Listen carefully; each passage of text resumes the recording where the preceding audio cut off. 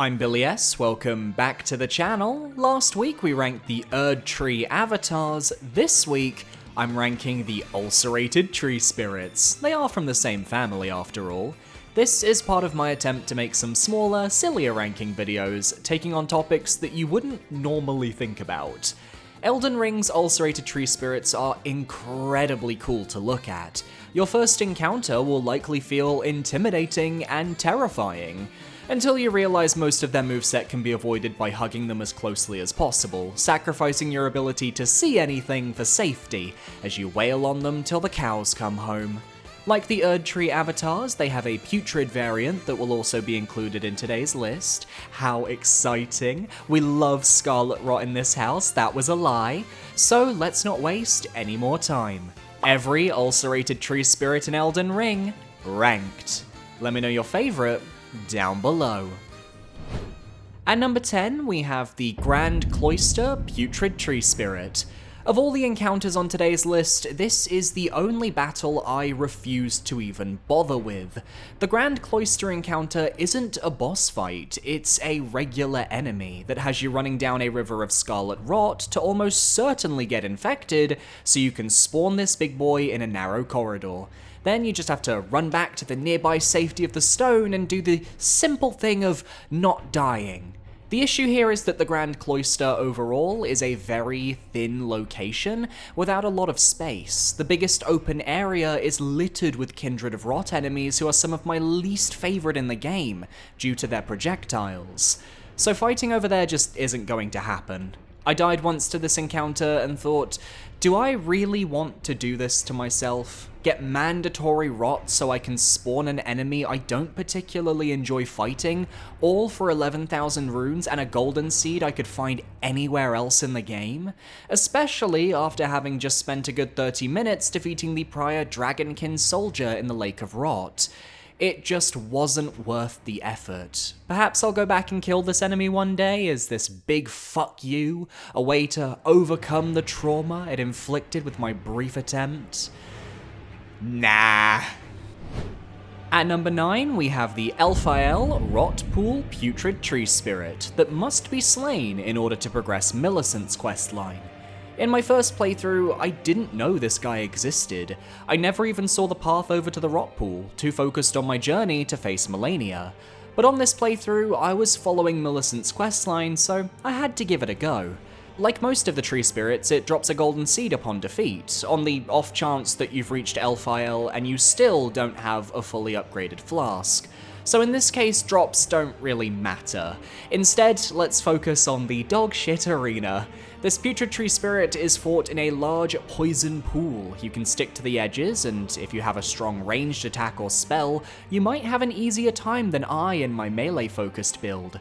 But stay too close to the edge, and there's a chance the boss will use an attack that knocks you off into the void.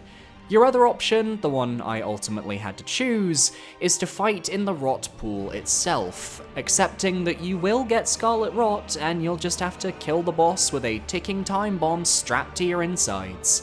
At this point in the game, you should have the skills to handle this sort of situation, even if I heavily dislike it.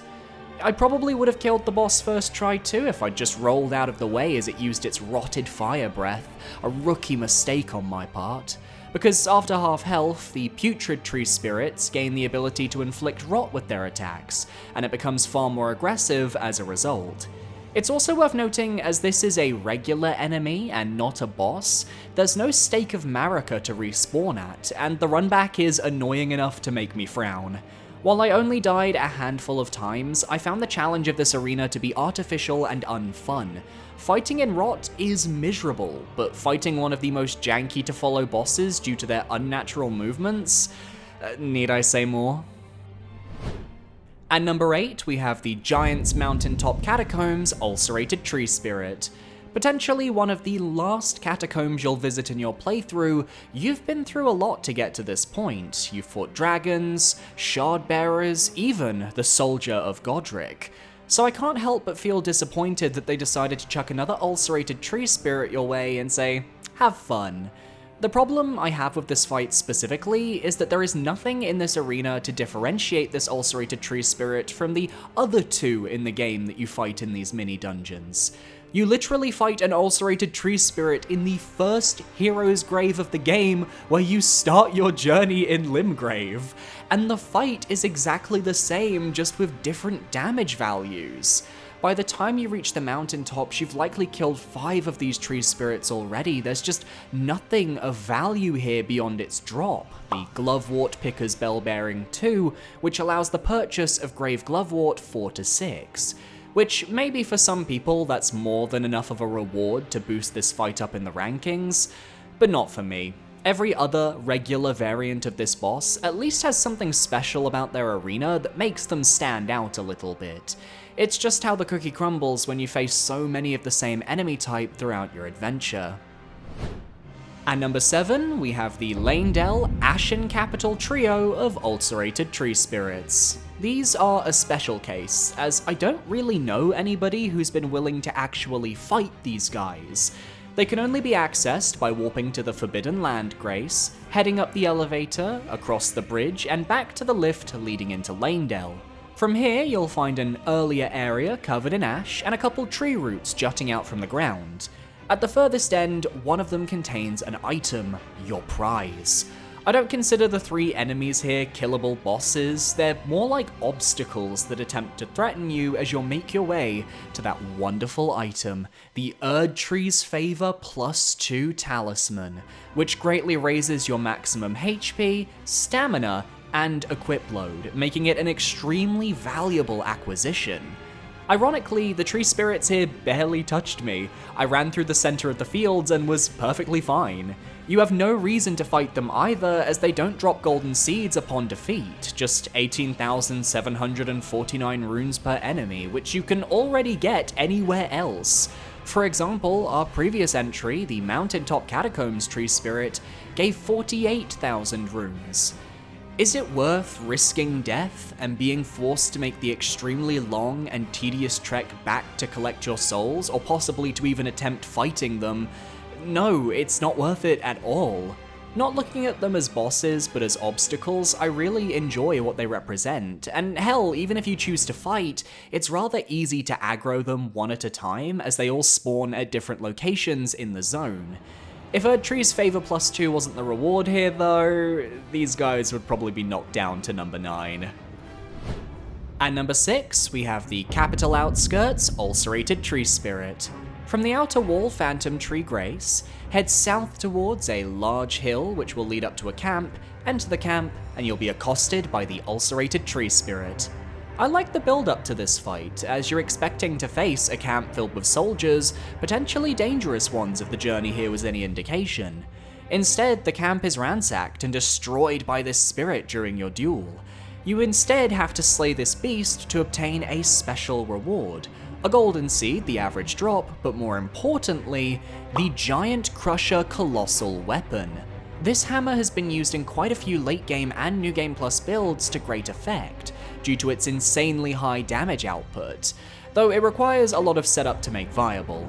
As for the boss, you've got enough space to take it down relatively easily. Your damage should be more than enough to carry you through the encounter, and you have a Site of Grace close by so you can get back to the fight at a moment's notice. The Capital Outskirts Tree Spirit won't stand out like some of our upper entries, but in this specific instance, that's okay. If only it stood out like my channel, which is trying to reach 35,000 subscribers by the end of the year. If, after finishing this video, you enjoyed what you watched, consider parrying that subscribe button, stay up to date with all my weekly rankings, or potentially go the extra mile and become a channel member. It costs $4.99 a month and gives you 24-hour early access to future videos, plus a shout out at the end of each video and in the description. Thanks for listening, on with the show. At number 5, we have the Leyndell Royal Capital Ulcerated Tree Spirit, found in the Lower City. Finally, we're reaching the encounters that I actually feel are well designed and had a lot of thought put into their placement. When you reach the Leyndell streets, you generally have 2 options. The first is to go across the main road, which will have you fighting an Erdtree avatar, but if you choose not to go that path and instead look for a way around, you'll find yourself down in the Lower City, and should you approach this large open area, you'll be ambushed by the Ulcerated Tree Spirit. No matter what path you take through Leyndell, the Erd Tree is watching, and you'll have to face adversity regardless of your decision. It's also a hint to how far gone the lands between are, as this once powerful city is now home to creatures foul and ulcerated. The fight is fun here as you're in a nice open area. You might have to chase the boss down a little bit, but I don't mind that as much as other people. Plus, you can flee the fight at any time if you want, you're not locked into any combat here. It also helps that this is one of the earlier Ulcerated Tree Spirits in the game. A lot of people miss the one in Stormvale, and some forget about the opening hero's grave. So aside from the Mount Gelmir and Capital Outskirts appearances, this will still feel fresh for many players. Of the non-boss variants, I would say it's the least offensive. At number 4, we have the War Dead Catacombs Putrid Tree Spirit, the only variation of this enemy type I actually enjoy. Let's ignore the awfully cramped arena of the Catacomb boss room and instead focus on why I like this boss compared to the others. For me, it's the setup. The War Dead Catacombs is a ghostly battlefield between Radahn and Malenia's forces. You've just navigated your way through some extremely tough situations to reach the dungeon lever, and now you're faced with a rotted version of an enemy you've hopefully gotten used to at this point. Now, you're having to play extra careful with that Phase 2 AoE, or that Putrid Fire Breath, because while previously you could tank the damage without consequence with the regular variants, here you have to avoid every attack of its enraged state to not get Scarlet Rotted. It's a rare case where I feel the mechanic of Scarlet Rot actually works well, because the Tree Spirit doesn't have the craziest attacks. They're fairly readable, don't have the largest range, and give you ample opportunity to avoid and capitalize. Defeating this boss gets you the Redmane Knight Ogre Spirit Ashes, a worthwhile, if risky investment, due to the AI not being able to make full use of his kit. He can shield through most attacks with his Great Shield, but is at his best far from the action with bow in hand, giving Anor Londo Archer realness. The Spirit Ash is enough to help bump this Putrid Tree Spirit to number 4, but its viability keeps this boss from our top 3, despite the stellar build-up and being the only official boss Putrid Tree Spirit. At number 3, we have the Fringe Folk Hero's Grave Ulcerated Tree Spirit. Found at the very start of the game, this fight is identical to the Giant's Catacomb encounter, with the difference being the boss is much weaker. However, this is potentially the first Ulcerated Tree Spirit that many players will encounter, and as such, it sets the tone. If you come here too early, this boss will potentially 2 or 3 shot you, leading to a lot of resentment from the player base, while come too late, and you'll destroy the fight without breaking a sweat, which is also a bit of a shame. But go at the right time, and you'll find a well-balanced, if a little annoying, fight to the death. The issue with this small arena is that it's very easy to get pushed into a corner and have the camera decide to take a day off while you're struggling to figure out where the next attack is coming from. It's the main problem plaguing the Tree Spirits, whose bodies are just so large that they end up taking too much real estate on the screen regardless of fight or location. But this boss is worth the effort because it drops the Banished Knight Oleg Spirit Ashes, which is one of the strongest ashes in the game. Most people will run into Banished Knight Engvall first, but once you get Oleg, you don't need to play with Engvall anymore. He's extremely durable, can solo bosses at +10, and will actively fight alongside you as opposed to hanging back and making attacks every once in a while. Well worth killing this Ulcerated Tree Spirit, and single-handedly, this bumps this entry to my number 3 spot.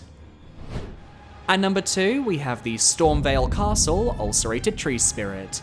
For anyone who chooses to explore Stormvale's deepest depths, they will eventually run into this boss. You find yourself wandering down into a chasm inside the castle, and there's this sense you're going very far off the beaten path. Then, this creature bursts forth, ready to fight you in a very open area that lends itself well to the fight at hand. Defeating this spirit only grants you a golden seed, but near the beginning of the game, that's actually still a useful drop. But that's not why this boss makes number 2. Nah, it's what the Tree Spirit is guarding that raises the fight's memorability, as just past the arena, you can find a horrifying face, that of Godwyn. This haunted secret is the reason why Stormveil Castle is slowly being encompassed by dark thorns, and is likely why the ulcerated tree spirit exists, drawn to the nature of its disease until it was trapped beneath the castle. It's safe to assume that Godwyn's influence is what's causing these tree spirits to become ulcerated, as his death blight infects the roots of the Erd tree and threatens the Golden Order in its entirety. If this was your first ulcerated tree spirit, you're quite lucky because you'd still have the illusion that this was a unique enemy encounter, and you'd associate it with the horrors beneath the castle. That's why it ranks so high for me, because it's one of the only appearances that really highlights the lore of the ulcerated tree spirits, which are otherwise very hard to trace. Plus, I love the concept of extremely hard fights off the beaten path, and this feels like a genuine reward for doing some tricky parkour to get over to this point in the level. At number 1, we have the Mount Gelmir Ulcerated Tree Spirit, and if I'm honest, there wasn't any competition for this creature taking the number 1 spot. It's an official boss for starters, it was my personal first Ulcerated Tree Spirit on my original playthrough as well, which was a pleasant surprise. Though at the time it shocked me, as I was expecting another Erd Tree avatar from the minor Erd Tree, only to be attacked by a gigantic snake-like monstrosity. I never noticed until now that the Mount Gelmir minor Erd Tree is actually dead, infected at the roots and shriveled up, which explains why we have a tree spirit as opposed to an avatar. You've got ample room to fight, and this arena for me fits the theme of the ulcerated tree spirit the best. A crumbling mountain, dry and barren, life having been choked out of the environment. I had to run past a lot of finger creepers to make it here, which made me jump out of my skin, and facing so many horrors on the mountain makes this final fight worthwhile. It's also the only ulcerated tree spirit to drop tears for your flask of wondrous physic. The Cerulean Hard tier, which reduces all FP skill costs to 0 for 15 seconds, which could be insane with the right build, and the Leaden Hard tier, which increases a player's poise for 10 seconds, preventing stagger. A bit more niche in its usage, but I'm certain the community has found ways to make it viable. Ulcerated tree spirits are spectacle fights with a lot of moving parts and a lot of threatening seeming attacks that are actually very easy to avoid. So I had to take into account the factors surrounding these bosses for today's ranking. And with all that in mind, I felt Mount Gelmir's fight had the most use and the most impact on me as a player, so they earn my top spot. And that's my list. Which ulcerated tree spirit is your favorite? Do you even have a favorite? Let me know down below, and be sure to parry that subscribe button so you can stay up to date on all of my future videos. My social medias are on screen now, feel free to follow if you feel comfortable. I recommend my Twitter or my Discord, mainly my Twitter, it's the best place to go. A massive shout out to all of my YouTube channel members, thank you so much for the support. We are now at 10 channel members as of the scripting of this video, potentially more when it comes out, who knows? But you guys are amazing. Thank you so much, I'll see you guys next time, adios.